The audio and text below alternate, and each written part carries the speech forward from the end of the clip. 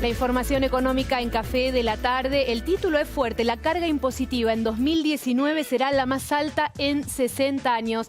Vamos a preguntarle a Esteban Lafuente de dónde se desprenden estos datos, estos números. ¿Cómo te va? ¿Cómo estás? Bien, la idea es comparar un poco las proyecciones que están en el presupuesto en cuanto a cómo va a ser la evolución del PBI y toda la producción económica de Argentina este año y compararla con las diferentes cobros de impuestos y según estudios privados, estimaciones a partir nuevamente de las proyecciones que se tienen a comienzo de año de lo que podría llegar a ser. Me hablan de que la presión impositiva superaría el 26% del PBI, que más allá del número en sí concreto, comprende de alguna forma un número récord que supera incluso al 2015 cuando teníamos el último dato concreto de cuánto había sido la presión impositiva teniendo en cuenta la producción total de la economía. Y cuando uno analiza en el desagregado cuáles son esos impuestos, el principal cambio tiene que ver con estas nuevas retenciones que surgieron hace pocos meses, un poco impulsadas por el gobierno, por un lado por este nuevo escenario del tipo de cambio con el dólar que llegó a superar los 40, que subió un tipo de cambio, subió más del 100% en el mes, y por el otro con este compromiso de lograr el déficit cero, que implica por un lado recortar costos y recortar gastos, y por el otro sí subir los impuestos como una manera de sumar ingresos para justamente compensar esta brecha y cerrar el equilibrio fiscal. Bueno, seguimos desmenuzando estos datos y estos números de la economía. Vamos a sumar a la mesa a Ricardo Poilina, tributarista. Muy buenas tardes. Muchas gracias. Bueno, ¿qué podemos decir, por ejemplo, de qué se desprende del IVA, del impuesto al cheque, para ir desmenuzando estos datos que llegan a esta carga impositiva, como decíamos, la mayor en 60 años? La verdad, sí, justamente estás comentando un poquito la historia. La mayor que habíamos tenido fue en el año 2015, que fue el último año del gobierno kirchnerista, y ahora pareciera que por las proyecciones para este presupuesto 2019 se estaría superando.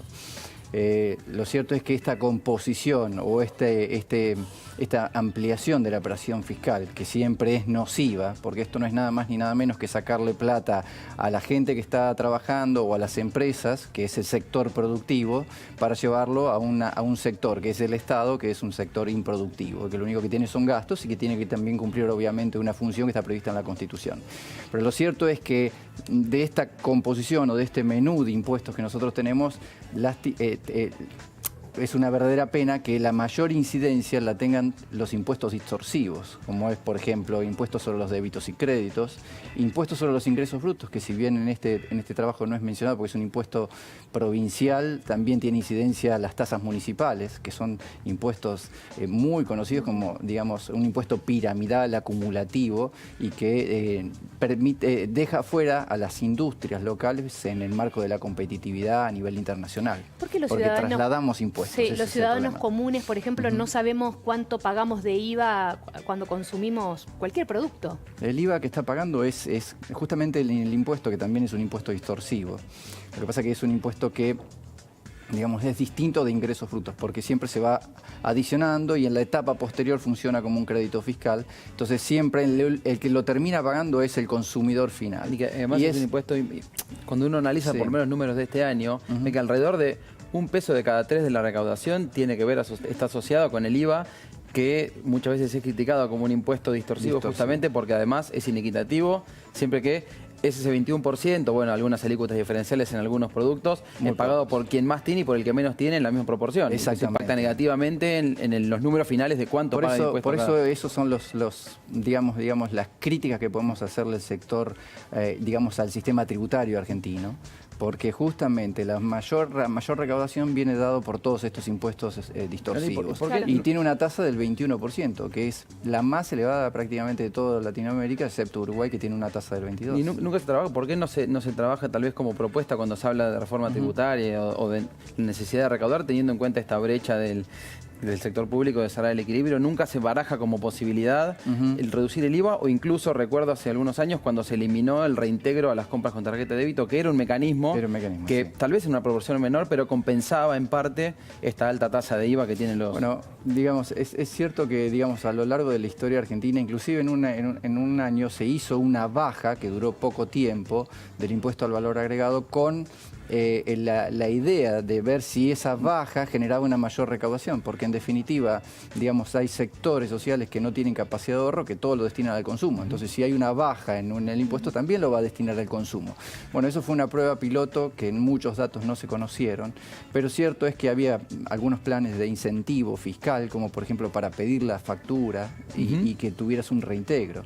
Y se han ido eliminando, y te diría que hay muchas más distorsiones, porque por ejemplo, a vos no te permiten computarte el IVA de la reparación de tu auto, o el IVA del estacionamiento, o el IVA de un restaurante cuando vas a comer con gente del trabajo.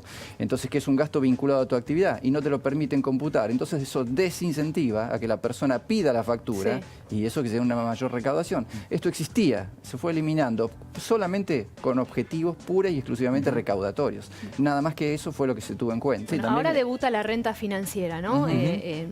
A partir de junio. ¿Qué pasa con los impuestos que eran provisorios, como el impuesto al cheque, y se quedaron? Bueno, todo es provisorio, digamos. Hasta que deja de serlo, ¿no? Digamos, a ver, primero que la facultad de establecer impuestos de carácter nacional es una facultad delegada, digamos que viene de las provincias hacia la nación, por eso es un impuesto siempre que viene de emergencia.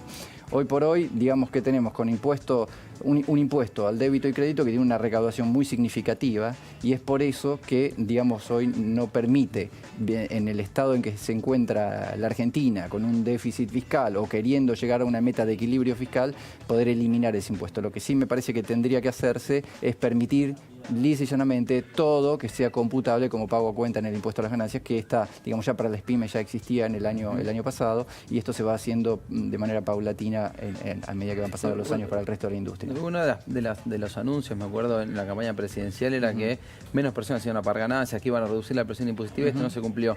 ¿Cuánto de esto fue, no planificado, pero forzado por las situaciones? ¿Cuánto es no tener otros mecanismos para justamente tal vez cerrar los números de cada ejercicio anual? Un poco. Yo creo que hay varios componentes. Cuando asumió el gobierno había un problema grave respecto de las retenciones que se practicaban al personal en relación de dependencia. Y eso se debía a que la escala del impuesto a las ganancias no se actualizaba desde el año 2000. Entonces, de 1992 no se actualizaba. Entonces, teníamos una escala que empezaba con montos muy chicos a grabar, y que toda la gente con un salario muy chico ya estaba en la escala del 35%. Se hicieron modificaciones, se aumentaron los mínimos no imponibles de manera significativa, lo cual fue muy bueno, pero el problema que tenemos hoy es una distorsión gravísima con el tema de la inflación. Entonces, mientras la escala y los mínimos hoy se actualizan por el periodo que va de noviembre 2017 a octubre 2018, esa inflación comprendida en esos meses, entonces nosotros tenemos una actualización de esos mínimos que es muy inferior a la inflación de todo el año pasado. Y además, al actualizarse anualmente, el problema que tenemos es que los salarios, a medida que van reconociendo a través de los convenios colectivos de trabajo un aumento de una recomposición en función del nivel de inflación, la escala hay que esperar un año para que se actualice. Claro. Entonces esto es distorsivo, y esto no es justo para los trabajadores. Y hay otro tema que siempre se asocia cuando se habla de presión tributaria, que muchas veces es cotidiano, pero no se tiene conciencia justamente de los números, sino con la evasión. Tal vez con la evasión, pero en las transacciones cotidianas, en cualquier consumo, en la calle, en el diario. Y eso ¿cuánto es lo que se maneja en un estimado? Porque también son números no concretos, pero son estimaciones de cuánto es, tal vez una comparación en otros países, cómo se podría trabajarlo desde ese lado. Bueno, la verdad es que es una de las mayores críticas que siempre se le viene haciendo a la organización, a la administración fiscal, de que siempre sale a cazar en el gallinero. O sea, donde están todos los contribuyentes, inscriptos, todos registrados, pagando sus impuestos, y siempre sale a buscar, y a veces con algún tipo de reclamo, de dudosa legitimidad, que está pendiente, por ejemplo, de resolver por un fallo en la Corte Suprema, y salen a reclamar a todos los contribuyentes antes de que prescriba, con una situación que puede traer una delicada crisis financiera o quiebra en algún tipo de sector de la industria. Pero respecto de la evasión es muy alta en la Argentina.